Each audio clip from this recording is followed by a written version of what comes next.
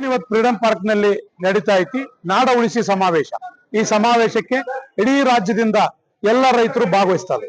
ಈ ಸಮಾವೇಶ ಇಷ್ಟೇ, ದೇವನಹಳ್ಳಿ ಹತ್ರ 1777 ಎಕರೆ ಜಮೀನನ್ನ ನಮ್ಮ ರೈತರ 13 ಹಳ್ಳಿಯ ಜಮೀನನ್ನ KRDB ಇಂದ ಅಕ್ವೈರ್ ಮಾಡ್ಕೊಂಡು ಇಂಡಸ್ಟ್ರಿಯಲ್ ಕಾರಿಡಾರ್ಗೆ ಉಪಯೋಗ ಮಾಡ್ಕೊಳ್ಳುವಂತ ನಿರ್ಧಾರವನ್ನ ಅವತ್ತಿನ ಸರ್ಕಾರ ತಗಂತು.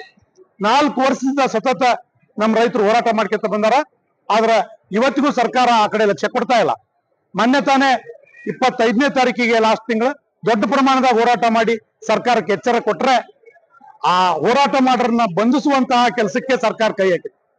ಇವತ್ತು ಮತ್ತೆ ಇಡೀ ರಾಜ್ಯದಿಂದ ಎಲ್ಲ ಜನ ಸೇರ್ತಾ ಇದಾವಿ. ಮತ್ತೆ ಮುಖ್ಯಮಂತ್ರಿಗಳು ಕೂಡ ನಾವು ರೈತ ಪರ ನಿರ್ಧಾರ ತಗಂತೇವೆ ಇವತ್ತ ಅಂತ ಹೇಳಿ ನಮ್ಮ ರೈತ ಮುಖಂಡರನ್ನ ಅಲ್ಲಿಗೆ ಆಹ್ವಾನ ಮಾಡಿದ್ದಾರೆ.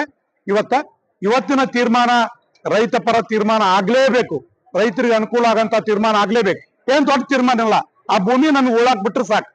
ಮತ್ತ ಅದ್ರಾಗ ಏನ್ ಚೌಕಾಸಿ ಇಲ್ಲ, ಮಾತುಕತೆ ಇಲ್ಲ.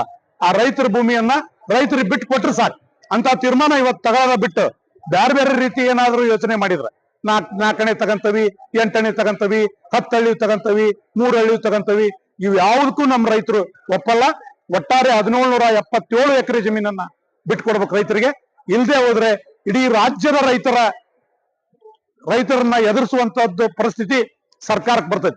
ಸರ್ಕಾರ ಸರಿಯಾಗಿ ನಡೆಸಬೇಕಾದ್ರೆ ನಮ್ಮ ರೈತರನ್ನ ಎದುರಿಗೆ ಹಾಕಬಾರದು ಅನ್ನೋ ವಿಚಾರ ಇದ್ರೆ ಇವತ್ತಿನ ತೀರ್ಮಾನ ರೈತ ಪರ ತೀರ್ಮಾನ ಆಗ್ಲೇಬೇಕು. ಇಲ್ಲದೆ ಹೋದ್ರೆ ಇವತ್ತು ನಾವು ಮತ್ತೆಲ್ಲರೂ ಸೇರಿ ತೀರ್ಮಾನ ತಗೊಂತೀವಿ. ಇಡೀ ರಾಜ್ಯಾದ್ಯಂತ ಈ ಹೋರಾಟವನ್ನ ತೀವ್ರಗೊಳಿಸ್ತೇವೆ ಅಂತ ಈ ಮೂಲಕ ನಾನು ಸರ್ಕಾರಕ್ಕೆ ಎಚ್ಚರಿಕೆ ಕೊಡ್ತೇನೆ.